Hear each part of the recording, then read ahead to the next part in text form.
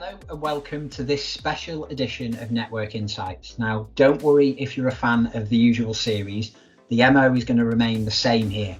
Network Insights is our opportunity to speak to those people that make up our network and to give them opportunity to share insights into their work to engage more people to become more physically active. The difference this time is those people we're speaking to come from that little bit closer to home. In this episode, we're going to be exploring how to develop physical activity interventions with a specific health outcome in mind. In light of the nominated programmes in this year's Health and Wellbeing Awards from the Royal Society of Public Health, I'm delighted to be able to welcome two people who were instrumental in the development of one of the programmes highlighted and nominated as a finalist this year. Nominated in the Community Health Development Award, Swim England led the way for other sports governing bodies in showing how it's possible to make that connection between the sport and health by transforming the existing community swimming pool assets into places for health, wellbeing and rehabilitation. The resulting water wellbeing model, developed by the governing body and implemented by pools across England, helped to create community health capacity for the improvement of health outcomes for those people living with long-term health conditions. And I'm delighted to welcome from Move Consulting, Elaine McNish, an associate partner to Move Consulting and owner of DS Insight, Damian Stevenson. Hello to both of you. Hi there, how are you? So, firstly, let's kick things off. Swim England were the organisation who developed the water wellbeing model. Both of yourselves heavily instrumental in that work, and the programme that they delivered that is nominated in this year's awards. What I'd really like to start off with is something simple. Damian, what was it that led to you working at the governing body at the time? Oh, all right, good question. It was 2014 when I joined them in the September, and was fortunate enough to have a wider opportunity 3 years in of Insight and Partnerships Director on the senior leadership team, putting Insight at the heart of the organisation. But really, it was a fantastic opportunity to create the evidence base that senior decision makers, people throughout the organisation and the wider aquatic sector could really use to create great quality customer experiences. Yeah, brilliant. And Elaine, you joined a few years after, obviously. Yeah. What was it that drew you there? So I think it started for me when I was at a HEPA conference, Health Enhancing Physical Activity Conference. I think it was in Belfast. And Nanette Mutry, who's an academic from Edinburgh, was leading the session. And we got into this discussion about how could sport contribute to health. And I made a comment that I really would like to show how you could do a proper job of that, because I think lots of sports up until that point had an interest in it and they kind of sort of dipped their toes in the water, but nobody had really thought about it from a whole systems approach. And I think Nanette joked with me that there was a PhD in there and that was it. And then a few months later, the role at swimming came up, and I thought, if you can't get it right with swimming, you're not going to get it right with any sport, because it's just such a massive opportunity, because we know that for people with health conditions, the water is a fantastic place to be active. And so I thought, actually, I'd really like to give this a go and to show how you could go beyond just adapting the sport and really think about the whole system that needs to be in place to make it work. So that was kind of where I started from, basically. Yeah. And Damian, you mentioned earlier, you used that line of kind of putting insight at the heart of that strategic thinking. So if we jumped into thinking about the model and the programme that was delivered whilst you were at the governing body, what are those kind of principal considerations that we need to be thinking about in relation to this kind of insight-led approach to developing a programme? Are there any real fundamental bits that you'd want to highlight? Yeah, it was quite telling, actually, the timing that we started working together, myself and Elaine, because we'd already got quite a considerable amount of insight through the organisation or in the wider sector. There'd already been some when I was arriving in 2014, but we'd gone on a bit of a journey with a series of behaviour change projects that really defined, through the three frontier model that we've sort of referenced previously, a behaviour change framework into which interventions could be developed, or from which interventions could be developed. And one of our first conversations, myself and Elaine, when we started working together was, well, what have you got? And that's always the first point of call, is what have you got that helps us? What do we want to ultimately achieve? And does that existing information help us get there on its own, or do we need to commission some new research? And part of it is around getting the, if you like, the customer or the consumer's views on this. Part of it is, and it's a sort of a hidden aspect of insight, is making sure your stakeholders are lined up as well. So senior stakeholders internally were very supportive of what Elaine and the team were doing, because it felt like the right thing to do. And also, to Elaine's point, these were audiences that potentially couldn't walk very far. They couldn't do much activity on land, and therefore water was, as we found over time, the perfect, or near to the perfect, solution to get them more active.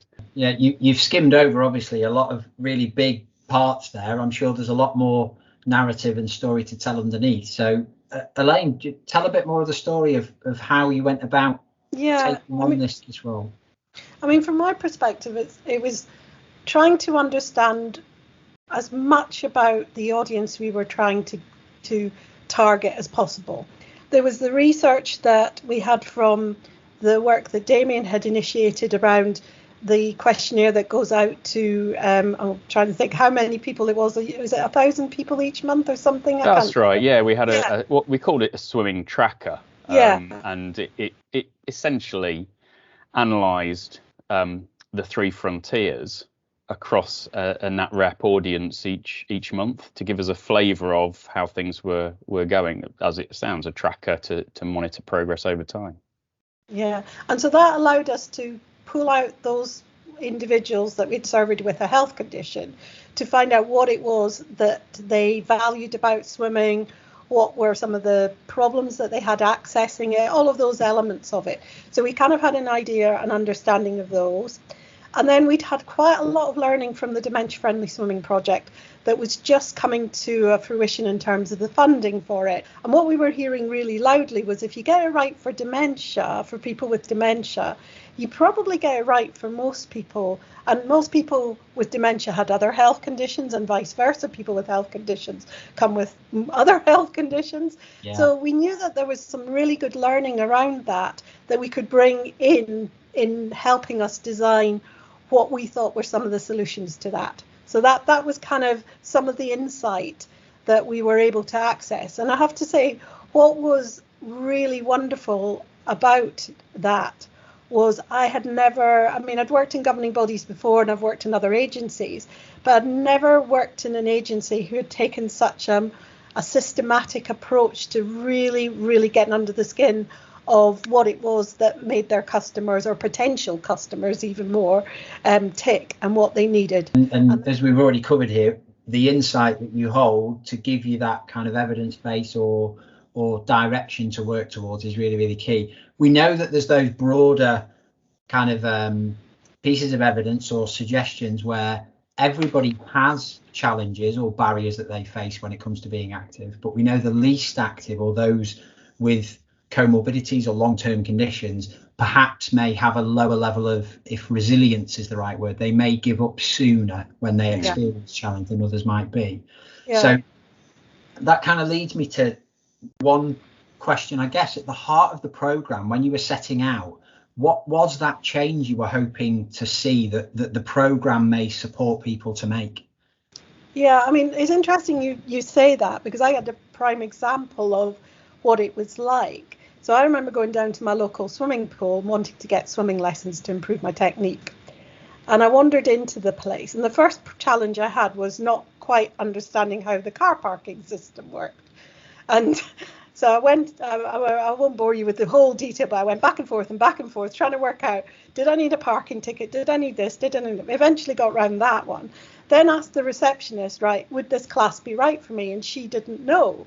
So I then trailed all the way around the building to find the swimming teacher and accosted her on the side of the pool to find out if it was right for me. So I'd put in quite a bit of effort to make the decision that the class would be right for me, and it was fine.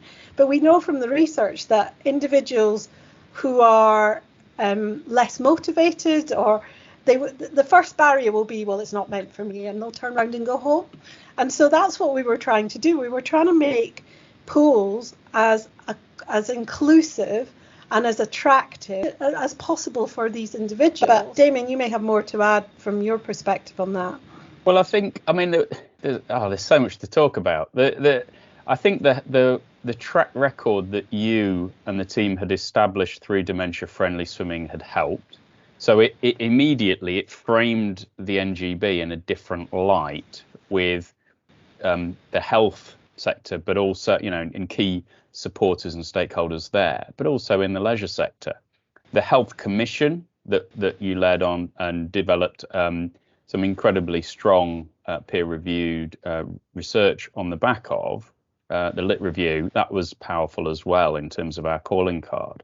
But I think going back to the behaviour change research, what was fascinating for me was the sense of equality in the water for people who might be feeling as if everything and swimming is there's lots of hurdles to the swimming customer journey. We know that there's potentially lots of hurdles to any sport and activity, but swimming is one of the most complex, given where it takes place, given what needs to happen. And yet, when we started talking to people with health conditions, it was obvious that, once they were in there, and it needed a lot of support to get them there, potentially. But once they were there was a real benefit and a wonderful sense of feeling, different, just empowered, and feeling supercharged in terms of the me time, recharging the batteries, re-energizing, and that was just wonderful to see. So immediately gives you a whole sense of the sort of the physical and mental well-being benefits that you can then start to play in attracting new audiences at the sort of beginning of the customer journey, which is always the most difficult. It's the community outreach. How do you talk to people, and how do you cut through the constant messages, the bombardment of media that we have nowadays and social media, to make something tangible that they will value and want to engage with? Yeah, I think thinking to conversations that we've actually had today with other partners on the day of the recording, we were speaking to Dr. William Bird in relation to the programme that he runs very successfully, being Beat the Street. And he opened up and shared kind of almost a level of vulnerability in relation to, they didn't know everything. When they were setting out, they didn't have a clue what they were doing. Mm-hmm. And that draws me to a question. Like, Elaine, you've mentioned the theory of change being the process and the logic modelling that you may have done around it, which absolutely we'll come to. Damian, a challenge question, I guess, for you. When you were setting out, as sophisticated as the insight models and programs or processes, that were available to you, what didn't you know? What were the risks stepping out and doing this? Because it appears that it is one of the first examples where it's been really quite well done. It's been nailed by a governing body of sport, particularly, as Elaine alluded to, in what attracted her to the governing body in the first place. So what didn't you know? What were the risks when you were stepping out into this space? Well, there's always that moment where, for me, you sort of pressure test it with people who have the operational delivery at their heart. And that will be local authorities, operators, trusts who have all, a lot of support for what we were doing back in the day. I remember that very clearly, but need to be reassured that there are audiences out there that this is something that will be worthwhile. And if it doesn't fill the pool, we'll still have enough support. So going through that lens of, we've got the insight, we've got the good evidence base, that's one thing. Elaine and the team did a great job of going through the gears with the theory of change and creating the model for water well-being. And then it was, well, we needed to have almost a co-creation thread to it. But even with that, you still never quite sure how people will react to it when it's unveiled. So we'd mitigated the risks as much as possible, but that's always a little bit. And I think that plays into a lot of the learnings that are coming out of the Sport England local delivery pilots. That actually, you know what, it's not that you ever get to a position where you know everything. You're always going to be learning. That's the whole point of a positive learning culture. And I think actually, what your clients, my clients, that's one of the things that's at the heart of our work, is to help develop that positive learning culture, so that interventions, programs, campaigns can play into that, and also you can be honest about what's working and what isn't. Yeah, and I think, what you've raised there is at the heart of this. Swimming England as a governing body do not own the pools. We were totally reliant on building strong partnerships with leisure trusts, leisure providers, whoever was out there to make this happen, because at the end of the day, all we could do is try and convince them that this was worth a punt and give it a go, because we had no control over that. And as a governing body, there are some challenges, because the traditionalists, maybe for want of a better way of putting it, obviously have the sport at the heart of what they believe the governing body is about, which I totally understand. That's their job. They're a membership organisation.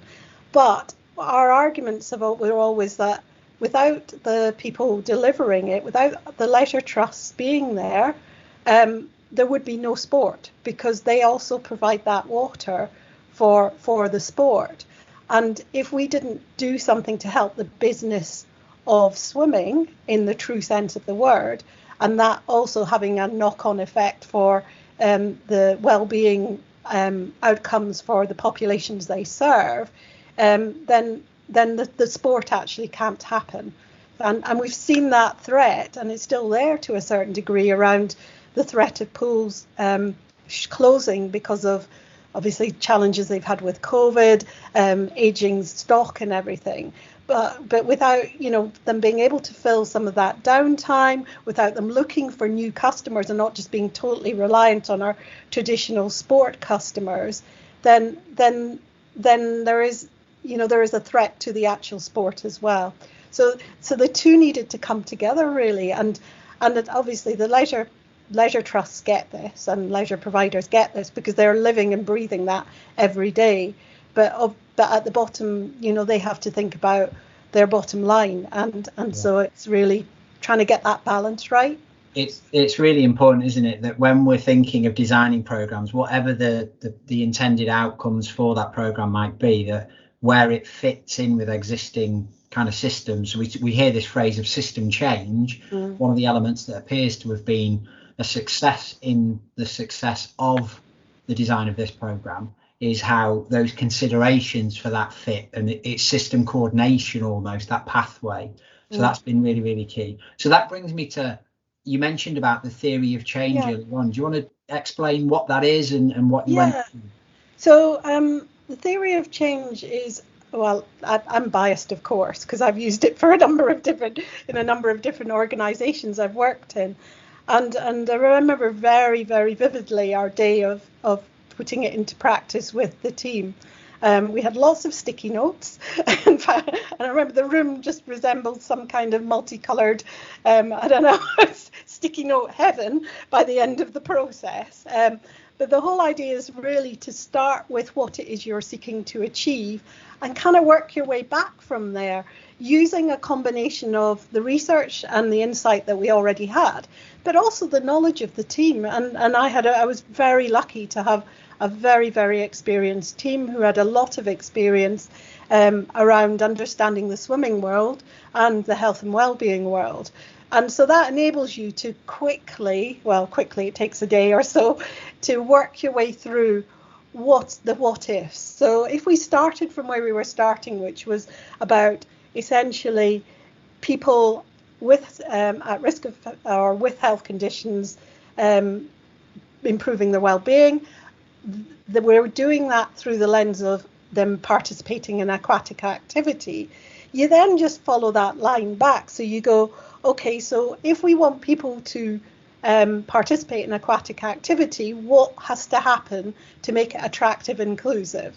And essentially, we followed those lines back, and we got back to pretty much, interesting enough, without meaning to, we got back to the frontiers that Damian mentioned, and I'll let him fill you in on some of those, because it was about, if we're serious about taking a whole pool approach to making it attractive and getting rid of some of the pinch points, we need to think about the recruitment and getting that right. So how do we market it? How do we describe the sessions? All of those elements of it. We need to think about the workforce. So what skills does that workforce have? And we thought about the workforce not just in the traditional workforce of the people who are standing by the pool, but also the receptionist. You know, if somebody comes in with a health condition, what do I need to be aware of, to think about, to make them feel welcome, to understand what opportunities are available to them, the soft skills that, you know, is good customer service. So we need to think about that. And then we need to think about the environment. And so again, you work it back. What does that environment need to look like to make it right? And then what is the offer? What's the programming? What's the opportunity? So you do all of those, and then you work out, but what do we do as an organisation to influence that? So you then take it the next step back, and that's when we started designing and developing the actual products that we were going to deliver. So those products included aquatic activity for health, which we recognise that there are a lot of really good, traditionally called exercise referral type instructors, but did they have a water-based offer? Not often. So we worked with a number of agencies and organisations, including the hydrophysiotherapists, so ATACP, to help develop the training to make that happen. So that was one example. What about the swim offer? We have adult swimming, but are the teachers geared up and understand what it is to teach people with health conditions? So there was advice and training and developed around that. So the workforce. What about the environment? So an audit tool to help to look at your environment and make sure it was inclusive. You know, things like, I mean, I don't know about you, but I struggle remembering where my locker is. Well, what we learned for someone with dementia, can you imagine, is even more of a challenge. So, and going in and knowing how, I mean, there are 20 different locker systems. Every time you go into one, do I need a pound? Do I need my card? Do I need this? So all of these things that, you know, you have to think about, because that individual is walking into your world, but it's not their world. So how do you make sure that it becomes their world and they're geared up to know what to do when they get there? And it's like you say, you mentioned yourself kind of the frontiers that Damian looked at. Now, I'm going to make an assumption here, Damian, and please correct me and clarify if I am wrong. But my own experience in developing programs, those that have been more successful, is things aren't firstly linear in that development process. That line is anything but straight, smooth and plain sailing. You're lucky if that line is connected, because there's a lot of jumping about and changing agendas and bringing people around to similar ways of thinking. So am I right to assume here that in the work that Elaine's talking about in relation to developing a theory of change, that there was a process of kind of test and iteration almost, where it was going backwards and forward between frontiers, the considerations they raise, and the theory of change? And if it's not too much, which came first? Was it a case of we designed and developed, we being a very royal we there, you designed and developed the frontiers, identified those, and then theory of change came? Or was it vice versa, or neither of the two? No, it was the former. Have a go at that. It was, thanks. It was the former. The frontiers were there already, and we'd done the initial research, because going right back to 2014-15, one of my first meetings with Sport England was with their ex-CEO, Jenny Price, talking about why the numbers had gone down catastrophically on the old active people survey. And I think I'd been at the organisation for about 3 or 4 months at this point. So I felt like I shouldn't take all of the blame. As a result of that sort of, we needed to change swimming. Swimming was seen as very two-dimensional, lessons and lanes, as Elaine's already said. And so we needed to change it. We needed to change what good quality customer experiences look like. And that's obviously where the frontiers came from. And then that fed into very neatly Elaine's process of developing the program. So that's a process that I think you could adapt with minimal tweaks for any audience, depending on what your overall objectives are, and work back through it. Obviously, you need the insights, and clearly that's something that I hope I could help with. But once you've got those insights, it's really, it's that process of working back. And I love working with Elaine when we were at Swim England, because I learned so much from her and the team. It was incredibly educational. I think one of the challenges after the theory of change, and we'd sort of got it all, this is it, we've nailed it, fantastic, we've pressure tested it with the sector, was then the measurement and evaluation framework around it was, what's the best way of putting it, Elaine?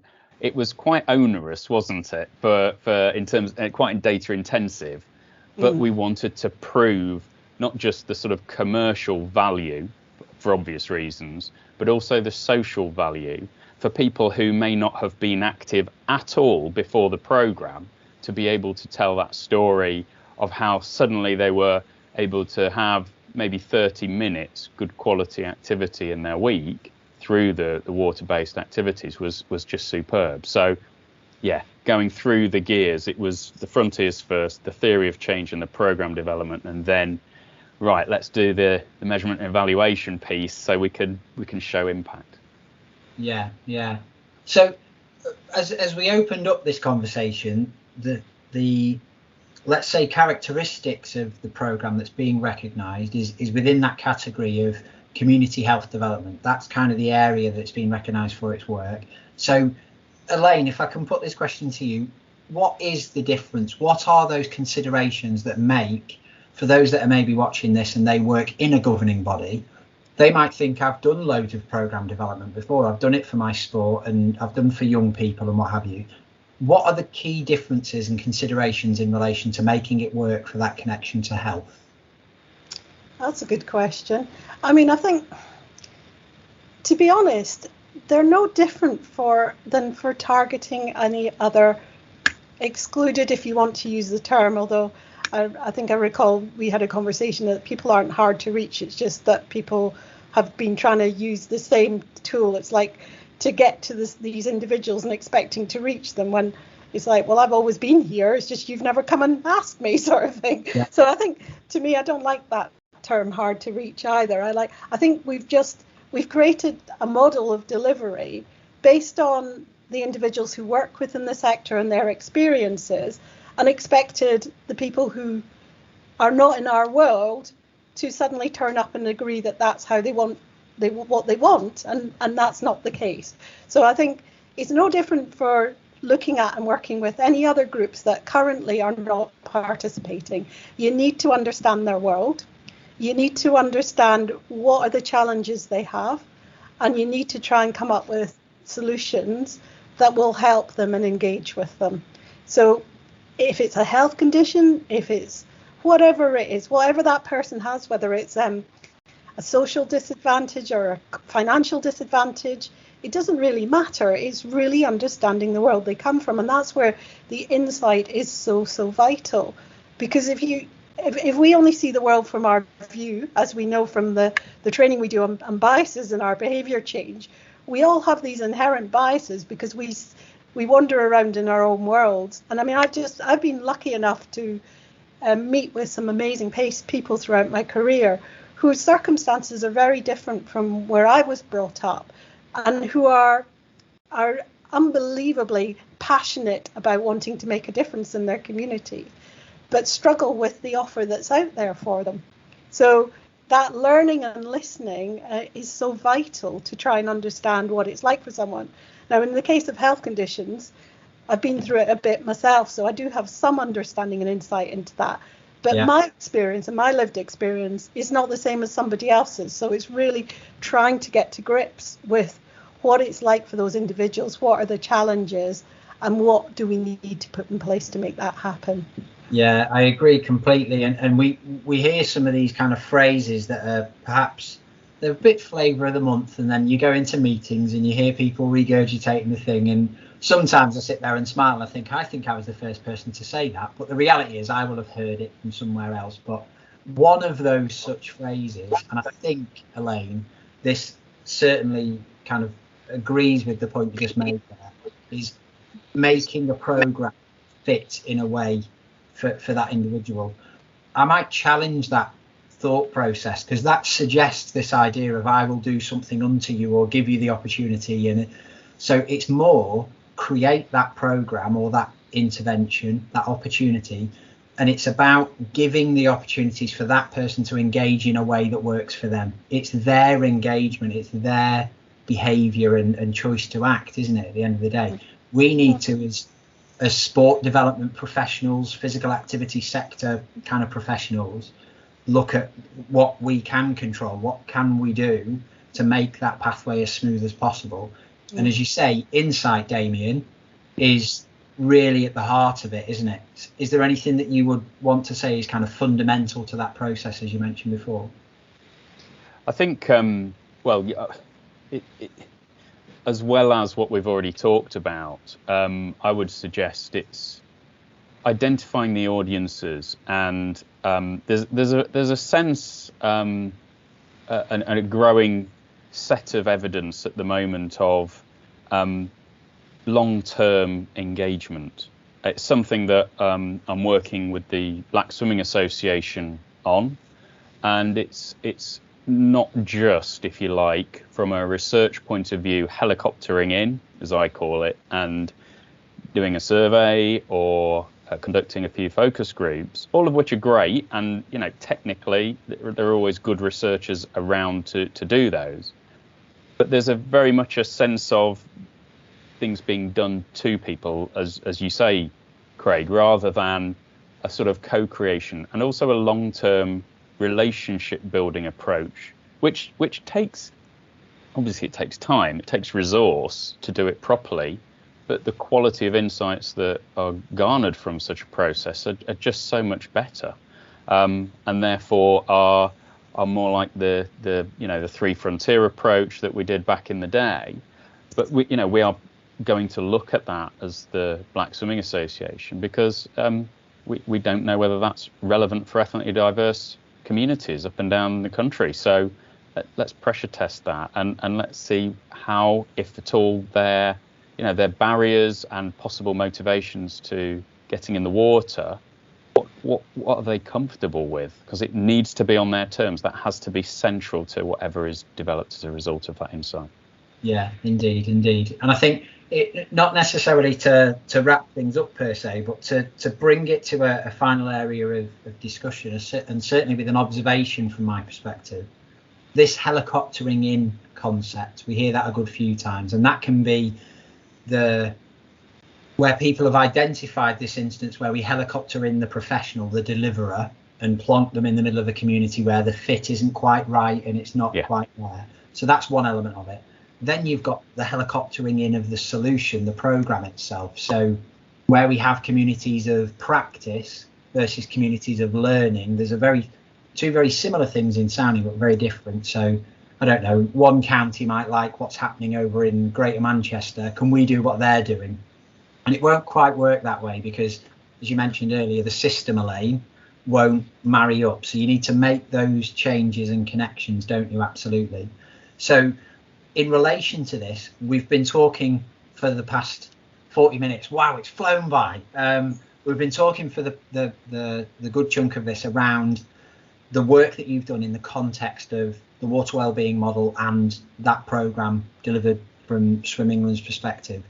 Is it possible to replicate principally at a fundamental level this program in other areas without that idea of helicoptering. We're not talking about take water wellbeing and place it somewhere else, are we?